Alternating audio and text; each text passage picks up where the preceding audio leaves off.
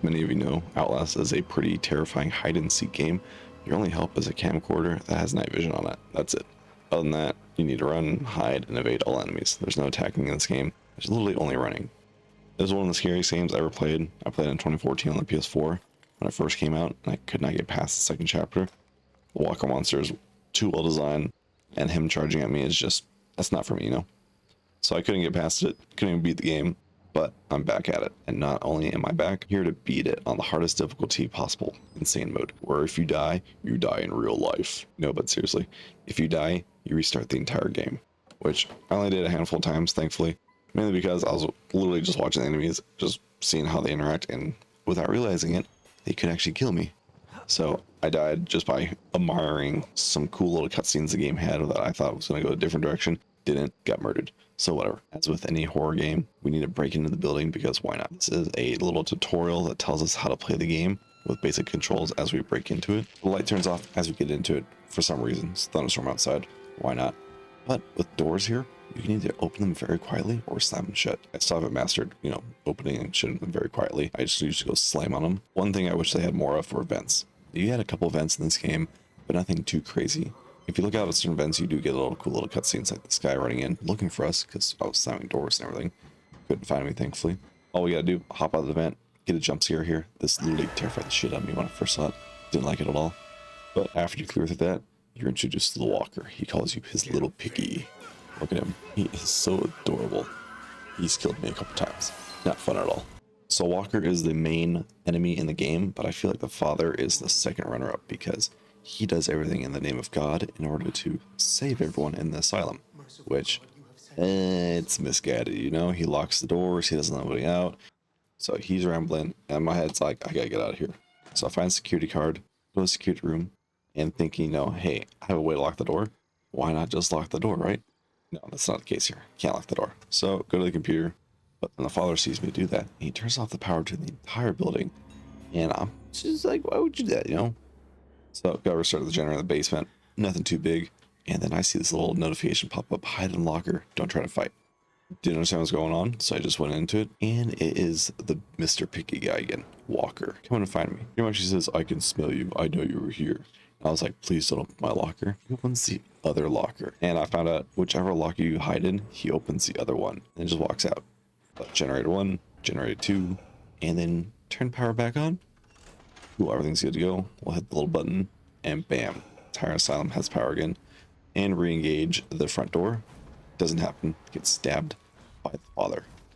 I don't know what he stabs us with, but knocks us out, and it's not a fun time.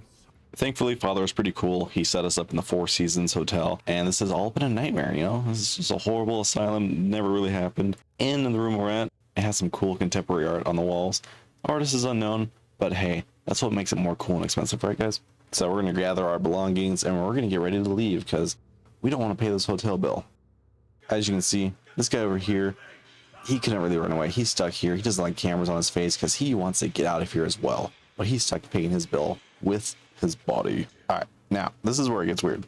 We have the Richard brothers who like to talk like they're Anthony Hopkins in Silence of the Lambs and talk about how they're going to piece apart us, who gets what, and eat me with fava beans. I don't really want that to happen, so we're just going to leave. Pretty much this entire area, this chapter, is too much to show on YouTube. I'm pretty sure if I describe anything that goes on in this section, the video will get shut down. I don't really want that to happen. So I'll cut to me and Walker meeting up for some lunch. First, we'll give him a shower, clean off the blood on him and whatnot. And he appreciates it so much that he's just going to jump through the window, give us our own spine for us. I didn't realize he'd be able to do that.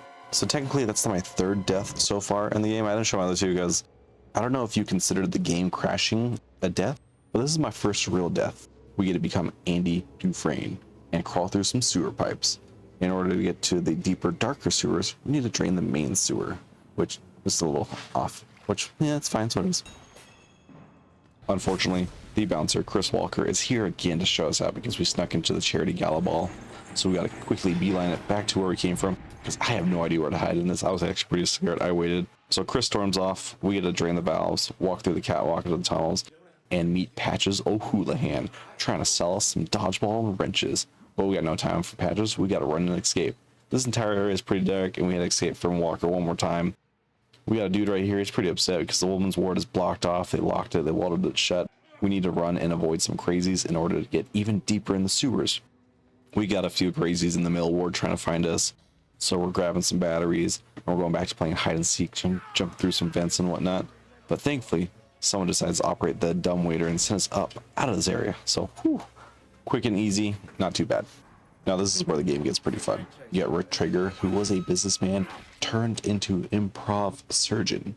He goes at us like we owe him money, straps us up to the wheelchair, wheels us out, shows us the exit, and just says, "You're free to go. Go on, get out." Dude's got some good banter. He's quick-witted. He should have been the main enemy of the game. And out of everyone in this place, I'm pretty sure he's the one who's lost it most. He was a businessman. He ventured forth in that world and lost his sanity. As an improv doctor, he tries his best to help out all of his patients. He even worked on himself like a tattoo artist. And unfortunately, he has the world's giant shears and just takes off our fingers. Like, oh my god. He slaps us for crying about it. It's insane. This guy is crazy. I'm telling you, he should have been the main protagonist. Not the protagonist. Oh my god, could you imagine if he was the main protagonist of this game? No, he should have been the main villain of the game. It would have been so much fun to play with him instead of Chris Walker. Because Chris Walker is like the tanky guy. He's following you from the distance. He's the perfect enemy. Because when he sees you, he just beats his lines for you. When this guy sees you, he just mocks you, makes fun of you. Like with this guy right here. He's got an executive of the facility here. And just listen to his banter. It's super funny. You're bored. You want a little attention. Perfectly understandable. I'm here for you. I'll give you very special attention. But pretty much, that's hide and seek again. Hide under the bed. Make sure he runs off. I've died here a couple times. And unfortunately, jumping over a barrier, the game crashed on me as well. I'm like, what's going on? So I've had to replay this area here 3 times. Super fun. Not really, I lied about that. Not fun at all. Very annoying. But again, this game only took me an actual day to beat. Playing hide and seek with Trigger, not too bad. Lock him in the room. Start up with some Marco Polo across the hallways, slamming doors, seeing him run at you and whatnot. It's actually kind of fun because he's a fast guy, but he's not that observant. So pretty much open up this little barrier first, get in the elevator, and we're home free, or so I thought. When he first started talking, saying he's not through with me yet, I honestly thought you couldn't get through. And then when he did, I thought there would be a quick time event going on. So once he grabbed me, I started smashing every button on my keyboard thinking I had to do that without realizing it's a cutscene, like little event trigger. And then he just gets crushed. Spine gets broken and whatnot. Dude just dies. I guess you just die that fast, if your back gets cut in half. I can see that. Loss of blood, So he's gone. And that's how improv doctor surgeon Trigger goes via elevator. After leaving the elevator shaft, we end up in a smoky hallway and decide, well, it can't get any worse. Might as well jump into a room full of fire. Thankfully, it's set up so we can just walk right through the fire without getting damaged or burned. And here we have the arsonist himself, who admits to setting everything on fire in order to escape. And he tells us, well, if you want to turn this off, you gotta hit the sprinklers. All right, cool. So we go off to find it, and as we go out to find the sprinklers or sprinkler system, we find a wet nurse who's bathing a burned patient and just, soothing them up. Again, you guys know the drill at this point. We need to get to the valves, turn on the sprinkler systems, and now we have to find Father Martin again. Hopefully this time he'll wait for us. It's time to go back through the burned kitchen. It's not too bad to go to the courtyard. Then as we go from the cafeteria to the kitchen, we get a pretty good jump scare. This made me kind of throw my mouse a little bit when it happened the first time. It's the arsonist himself. He's a little upset that we ruined his plans. He yells at us and just runs off in the dark. I don't know where he went, but it's whatever. It's his decision. Now we're at the courtyard, and it's darker than dark out here. Even with the night vision, it is still so dark that I actually got lost for a while here. The man, the myth, the legend himself, Chris Walker, appears yet again. We easily juke him by looping around the fountain.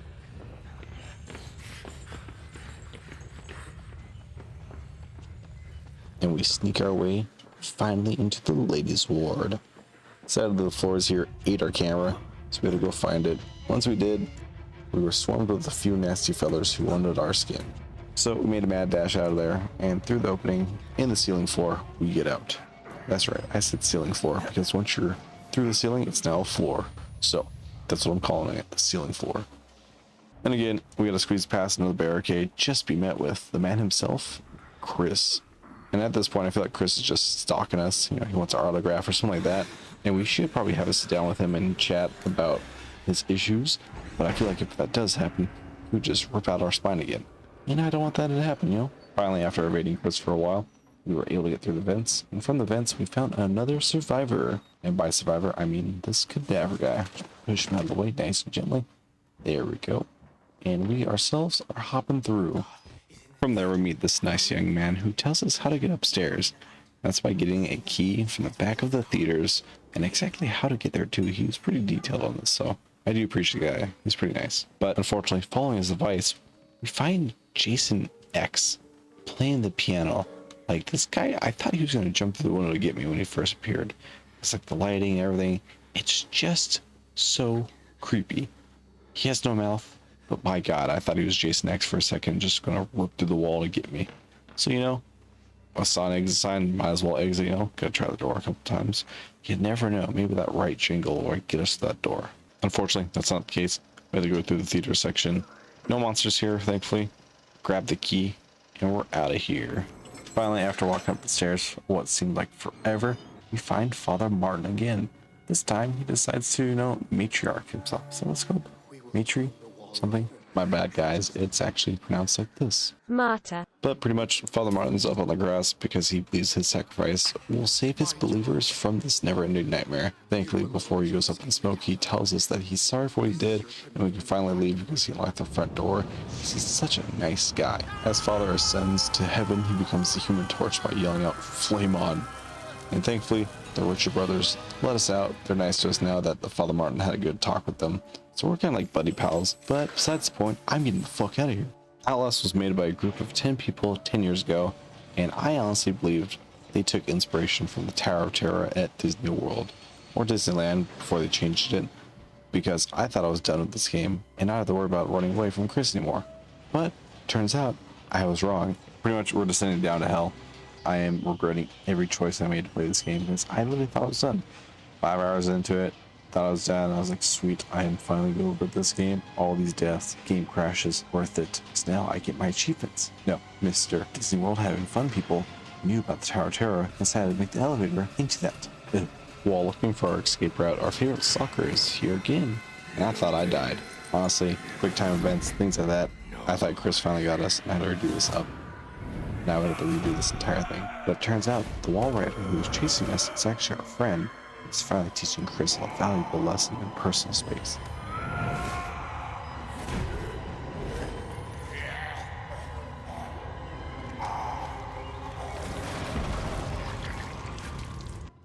After Chris is turned into a meat paste, we find Billy, who's the sole remaining wall rider. As you see around him, there's empty pods. Turns out Billy is just brainwashed into being the wall rider, and it's our job to save him. You guessed it, turning some valves and disconnecting some switches.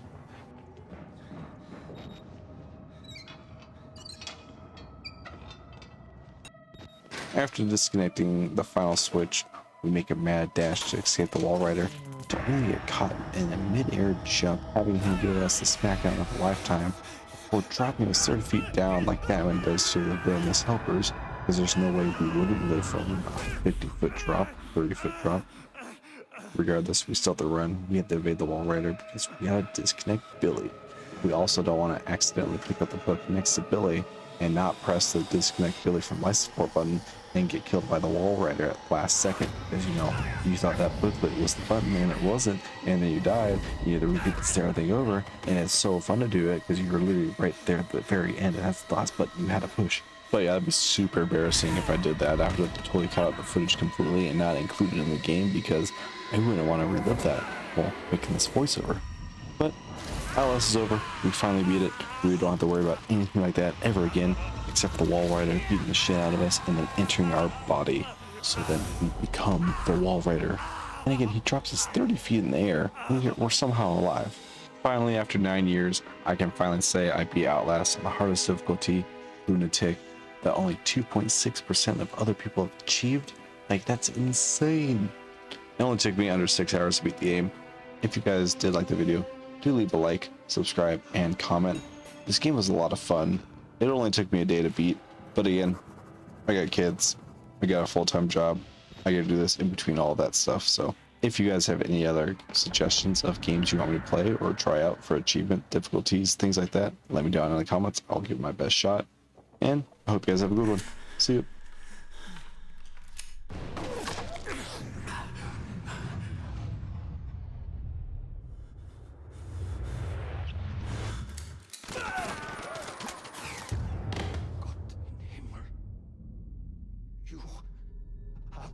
becomes a host. Jesus God, what is that thing?